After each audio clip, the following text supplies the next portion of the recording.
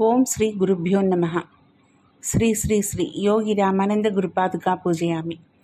శ్రీ లలితా సహస్రనామ స్తోత్రంలోని 154వ శ్లోక వివరణ.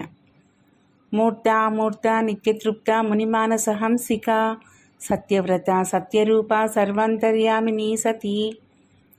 మూర్త అమూర్త. మూర్తం అంటే రూపము ఉన్నటువంటి వస్తువు. రూపం లేని వస్తువులు అమూర్తం.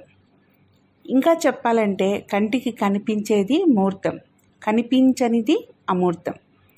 దేవి స్థూల రూపము మూర్తము, సూక్ష్మ రూపము అమూర్తం. పంచభూతాల్లో మొదటి 3 అంటే పృథ్వీ, జలం, అగ్ని. ఈ 3 మూర్తాలు స్థూలమైనవి, అంటే కంటికి కనిపిస్తాయి అన్నమాట.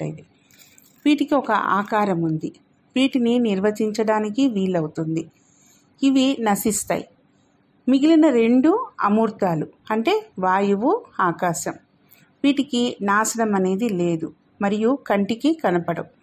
వీటికి ఆకారం కూడా లేదు, నిర్వచించడానికి వీల్లేదు. ప్రాణం కన్నా భిన్నమైంది, దేహంలో ఉన్న ఆకాశం కన్నా భిన్నమైంది. మొదటి 3 భూతాల చేత నిర్మించబడింది ఈ శరీరం. ఇది మూర్తం, మర్త్యం, నాశనమైపోతుంది. ప్రాణాలు, శరీరంలో ఉన్న ఆకాశం, ఈ 2 అమూర్తాలు. ఇవి నాశనం లేనివి. లింగ శరీర రూపమైన పురుషుని వాసనామయం రూపం పసుపులో ముంచిన వస్త్రంలాగా, తెల్లని వస్త్రంలాగా, వర్షాకాలంలో కనిపించే ఆర్ద్ర పురుగులాగా, అగ్నిజ్వాలల్లాగా, తెల్లని పద్మంలాగా, మెరుపు కాంతిలాగా ఉంటుంది. ఈ విషయం తెలుసుకున్న వాడి సంపద విద్యుత్ ప్రకాశంలాగా ఒక్కసారిగా అంతటా వ్యాపించి ఉంటుంది. బ్రహ్మను గురించి ఇంతకన్నా చెప్పడం కష్టం. నేతి అనుకుంటూ మనకు లభించింది బ్రహ్మమేనా అని ప్రశ్నించుకుంటూ, ఇది కాదు అని తెలుసుకుంటూ, ఇలా పోగా చివరకు మిగిలేదే బ్రహ్మం. కనిపించే విషయాలను నిషేధిస్తూ పోతే మిగిలేదే బ్రహ్మం. అది సత్యానికి సత్యం, ప్రాణానికి ప్రాణం. ఈ రకంగా కంటికి కనిపించే స్థూల రూపం మూర్తం, కనిపించని సూక్ష్మ రూపం అమూర్తం. ఈ 2 కూడా పరమేశ్వరుని రూపాలే. కాబట్టే ఆమె మూర్త, అమూర్త అనబడింది. ఒక ప్రక్క రూపము ఉంది అంటూనే రూపం లేదనడం, పైగా ఈ 2 లక్షణాలు కూడా ఒకరికే చెల్లుతాయనడం, తప్పు ఒప్పు 2 ఒకటే అనడం లాంటిది కాదా? తప్పును ఒప్పు అన్నా ఒప్పుకోవలసిందేనా అని ఎవరైనా అంటే, తప్పు ఒప్పు అనే నిర్ణయం ఎవరి ప్రకారం, ఏది ఒప్పు ఏది తప్పు అనేది ఎవరి ప్రకారం? ఈ ప్రశ్న వేసిన వారు పుట్టక ముందు నుండి, ఆ పుట్టినవారు ఎంత ముందు పుట్టినా సరే ఉన్న తత్వం తాలూకు లక్షణాలు ఇవి.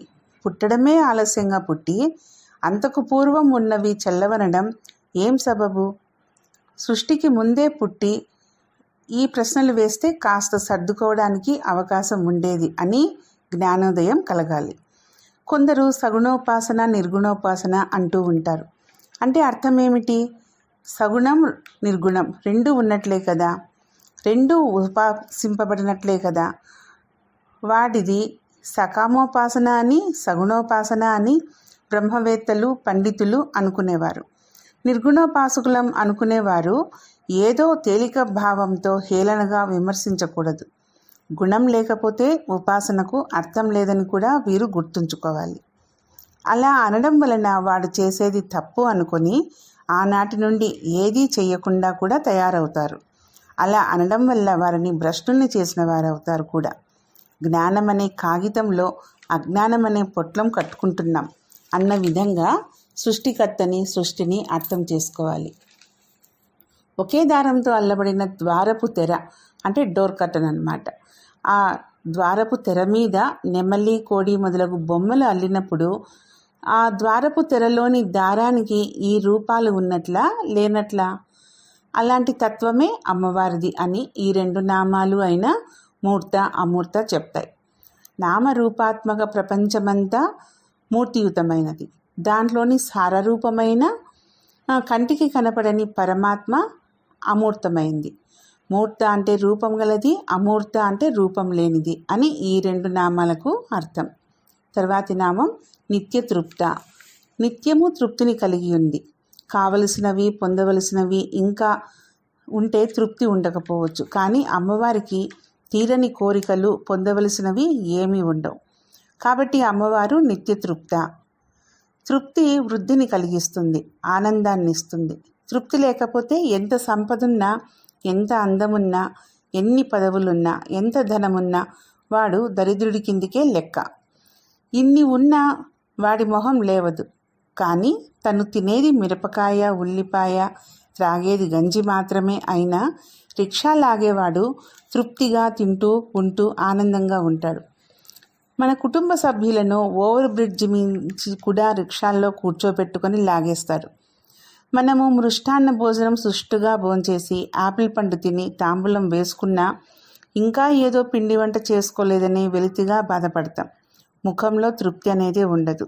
ఇన్ని తిన్నా 100 గజాల దూరం నడవడానికి సిటీ బస్ కోసం అరగంట ఎదురు చూస్తాం. చెయ్యవలసిన పని చేసి యాదృచ్ఛికంగా వచ్చిన దానికి తృప్తి చెందాలి. అంతేకాని రాని దానికోసం, లేని దానికోసం ఆరాటపడకూడదు. ముందు వచ్చిన దాన్ని స్వీకరిస్తే రావలసింది అవసరమైతే తర్వాత వస్తుంది. ఇది నిత్యతృప్తి ఉన్నవారి లక్షణం. ఈ నిత్యతృప్తి ఉన్నవారినే మునులు అంటారు. ఈ మునుల మనస్సుల్లో అమ్మవారు హంసలా విహరిస్తుందని తర్వాత రాబోయే నామంలో చెప్పబడుతుంది. నిత్యము ఎవరి సంభాషణ వల్ల అతని చుట్టూ ఉన్నవారు ఆహ్లాదపడుతూ ఉంటారో అతనికి అంజలి ఘటిస్తున్నాను అన్నాడు విష్ణుగుప్తుడనే చాణుక్యుడు. నిత్యతృప్తి ఉన్నవారితో సంభాషణ అలాగే ఉంటుంది.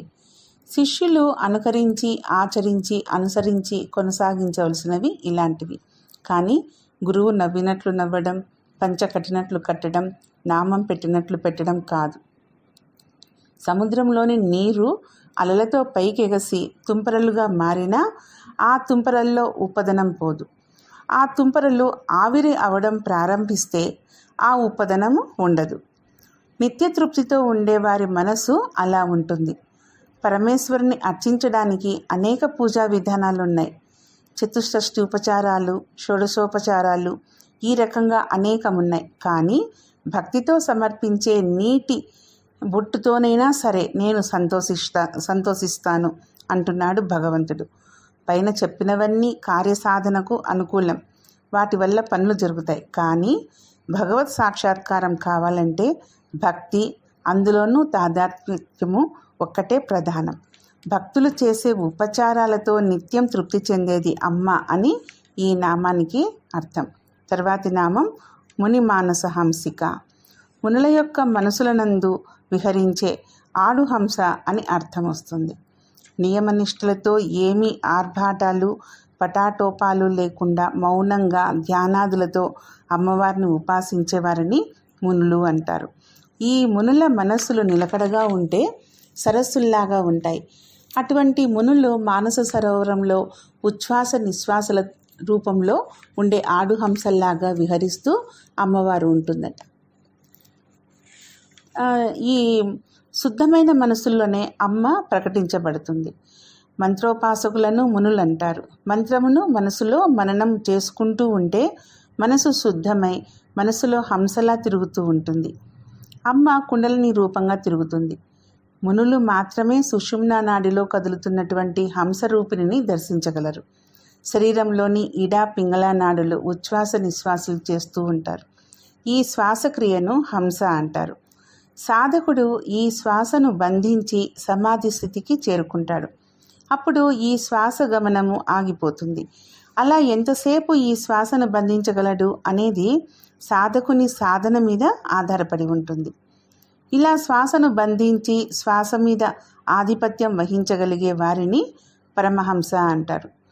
శంకర భగవత్పాదుల వారు పరమహంస అని పిలువబడ్డారు. ఇంతకుముందు చెప్పుకున్న నామం మూర్త అమూర్తంలో చెప్పుకున్నట్లు సగుణోపాసన నిర్గుణోపాసనలో సగుణోపాసన అంటే ఒక మూర్తిని ఆరాధించడం. దీనికి ఉదాహరణగా మనము రామకృష్ణుల వారిని చెప్పుకోవచ్చు. ఆయన కాళీమాతను విగ్రహ రూపంలోనే ఆరాధించి అమ్మవారిని ఉపాసించి రామకృష్ణుల వారు రామకృష్ణ పరమహంస అయ్యారు. అలాగే నిర్గుణోపాసనకు అంటే రూపరహితం, రూపం లేనట్టి ఉపాసన. దీనికి ఉదాహరణగా క్రియా గురువులైనట్టే యోగానందుల వారిని తీసుకోవచ్చు. వీరు కూడా క్రియా పరంపరలో నిర్గుణోపాసన చేస్తూ పరమహంస యోగానందుల వారయ్యారు. ఈ విధంగా ఆధ్యాత్మికతలో మార్గాలు వేరైనా అంటే సగుణోపాసన నిర్గుణోపాసన ద్వారా రామకృష్ణుల వారు యోగానందుల వారు ఇద్దరూ కూడా పరమహంసలయ్యారు. ముఖ్యంగా ఇక్కడ చెప్పడం ఏమిటంటే సగుణోపాసన అయినా నిర్గుణోపాసన అయినా చివరకు శ్వాసను బంధించి శ్వాస మీద ఆధిపత్యం వహించగలిగే వారినే పరమహంసలు అంటారు అని తెలుసుకోవాలి. తర్వాతి నామం సత్యవ్రత. సత్యమునందు వ్రతనిష్ట కలది. పరబ్రహ్మకు సంబంధించిన సత్యం, జ్ఞానం, అనంతం ఈ 3 లక్షణాల్లో సత్యం ప్రథమమైంది కూడా. పరబ్రహ్మను సేవించే వ్రతాలలో యజ్ఞం శ్రేష్టమైంది. యజ్ఞమే విష్ణు స్వరూపమని గతంలో చెప్పుకున్నాం. ఆ విష్ణువు పరమేశ్వరి అంశ సంభూతుడు. యజ్ఞము పరమేశ్వరి స్వరూపం. అందుచేత పరమేశ్వరి సత్యవ్రత అనబడుతోంది. ప్రపంచంలో ఉన్నవన్నీ పరమాణువులతో రూపొందించబడినవే. ఆ పరమాణువులు ప్రోటాన్, న్యూట్రాన్, ఎలక్ట్రాన్లు అనే ప్రాథమిక కణాలతో రూపొందించబడి ఉంటాయి. ఈ ప్రాథమిక కణాల లక్షణాలు కానీ, ధర్మాలు కానీ, స్వభావాలు కానీ పూర్తిగా సత్యానికి కట్టుబడి ఉండేవే. ఇలా ఉండగలగడం వాటి నిత్య సత్యత్వాన్ని తెలియచేస్తుంది. అలా వాటిలో సత్యస్వరూపిణిగా ఉంటుంది. కాబట్టి అమ్మవారు సత్యవ్రత. ఎవరైనా ఒకరు అబద్ధమాడుతున్నప్పుడు కూడా తాను అబద్ధమాడుతున్నాననే సత్యము ఆ క్షణంలోనే వారికి తెలియనివ్వడం అమ్మవారి సత్యవ్రతాన్ని తెలియజేస్తుంది. పరాపశ్యంతి స్థితుల్లోని వాక్కుల్లో అసత్యం ఉండదు. మధ్యమ స్థితిలో మనం ఏదైనా కొంత కక్కుర్తి పడితే అప్పుడు దాని తాలూకు వైఖరిలో అసత్యం వస్తుంది. సత్యమును నిష్టగా కలిగినది అని ఈ నామానికి అర్థం. తర్వాతి నామం సత్యరూప. సత్యమే రూపంగా కలది. సత్ అంటే అస్తిత్వానికి సంబంధించిన ఒక శక్తి అనుకోవచ్చు. విత్తనంలో చెట్టు ఉన్న స్థితిని సత్యం అంటారు. సత్యం అనగా అన్న, ప్రాణ, ఆదిత్య రూపాల్లో ఉంది. సత్య అనగా సూర్య భగవానుడు. సృష్టి అంతా ప్రకృతిలో శాశ్వతంగా అశాశ్వతం. ఎందుకంటే సృష్టిలో అది వస్తూ పోతూ ఉండేదే కానీ స్థిరంగా ఉండిపోయేదైతే కాదు. కాబట్టి సంయోగాత్మక, విశ్లేషణాత్మక లక్షణాలు గల వాటిని సమన్వయపరచగల బుద్ధిని, వేరువేరుగా చూడగలిగే 2 కళ్ళతో చూచిన ఒకే రూపం, ఒకే బొమ్మను చూచే దృష్టిని మనకు ఇచ్చింది అమ్మవారు. సృష్టి అంటే ఈ విధంగా రెండింటి సమన్వయము అనే సత్యరూపంలో ఉండే అమ్మవారి పేరు సత్యరూప. సత్యం అంటే బ్రహ్మ. బ్రహ్మ సత్యం జగన్మిథ్య. కాబట్టి సత్యరూప అంటే బ్రహ్మరూప అని కూడా అర్థం వస్తుంది. ఇక్కడ అస్తిత్వ మానుష రూపం అని ఈ నామానికి అర్థం చెప్పవచ్చు. తర్వాతి నామం సర్వాంతర్యామిని సతి. అన్నిటియందు సర్వాంతర్యామిని అంటే అన్నిటియందు లోపల ఉండి నియంత్రించినది అని అర్థం. పరమేశ్వరి సర్వజీవుల యొక్క హృదయాకాశాల యందు జీవరూపంలో ఉంటుంది. జీవులను సృష్టించి తాను ఆ జీవరాశిలో ప్రవేశించాలి అనుకుంది. అందుకు 2 మార్గాలున్నాయి. ఒకటి పైనుంచి, 2 క్రింది నుంచి. క్రింది నుంచి అంటే సేవకుల లక్షణం కాబట్టి పైనుంచి అంటే బ్రహ్మరంధ్రం ద్వారా శరీరాల్లోకి ప్రవేశించింది అని చెప్పబడింది. ఈ విషయం ఇంతకుముందు నామాల్లో కూడా మనం చెప్పుకున్నాం. హకార సంజ్ఞ గల పరమేశ్వరుడు సకార సంజ్ఞ గల ప్రకృతితో కలిసి సబల బ్రహ్మమై 9 ద్వారాలు గల మానవ శరీరం అనే పట్టణంలో ప్రవేశించి ఇంద్రియాలు, ప్రాణాలు, మనసుతో కూడిన వాడే పంజరంలో బంధించబడిన పక్షిలాగా బయటకు వచ్చే ఉపాయం తెలియక ప్రాపంచిక బంధనాలలో పడి కొట్టుమిట్టాడుతున్నాడు. అటువంటి హంస అనబడే జీవుడికి అగ్ని చంద్రమండలాలు రెక్కలు, ఓంకారం మనస్సు, జ్ఞాననేత్రం ముఖం, హకార సకారాలు పాదాలు. ఈ రకంగా ఉన్న హంస అనే జీవుడు పాలలో కలిసిన నెయ్యిలాగా సమస్త ప్రాణికోటిని ఆవరించి ఉన్నాడు. అందుచేతనే పరమేశ్వరి సర్వాంతర్యామిని అనబడుతోంది. అలా అన్నింటి నిండా ఉండడమే కాదు, లోపల ఉండి అన్నింటినీ విశ్వ ప్రణాళికానుసారంగా తిన్నగా నియంత్రిస్తుంది కూడా. అందుకే ఆమె సాధకులకు అన్నింటికన్నా ముఖ్యంగా ఉండాల్సింది అనన్య భావన, అనన్య భక్తి. సర్వము నందు లోపల ఉండి నియంత్రించబడినది అని ఈ నామానికి అర్థం. తర్వాతి నామం సతీ అంటే ఉండునది అని అర్థం. పాతివ్రత్యం సద్రూపంగా కలది సతి. సతి అనగా బ్రహ్మము, నిత్యం, సత్యమైంది. పతివ్రత పతియే వ్రతంగా కలది, అన్ని వేళల్లో భర్తనే అనుసరించేది. దేవీ సప్తసతిలో ప్రథమ చరితంలో కాళీ, తార, చిన్నమస్త, సుముఖి, భువనేశ్వరి, బాల, కుబ్జ. తర్వాత మధ్యమ చరితలో లక్ష్మి, లలిత, కాళి, దుర్గా, గాయత్రి, అరుంధతి, సరస్వతి. తర్వాత ఉత్తమ చరితంలో బ్రాహ్మి, మాహేశ్వరి, కౌమారి, చాముండ, వైష్ణవి, మాహేంద్రి, వారాహి.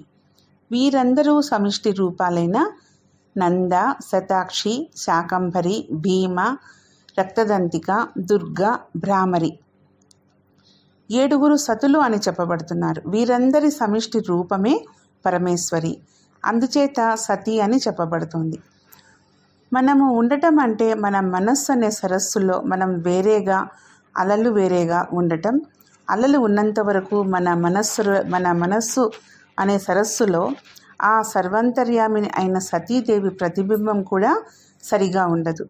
మన మనస్సు అనే సరస్సులో మనమంటూ వేరేగా ఒక అస్తిత్వాన్ని కలిగి ఉన్నాం అనే అభిప్రాయం అలల్లాంటివి.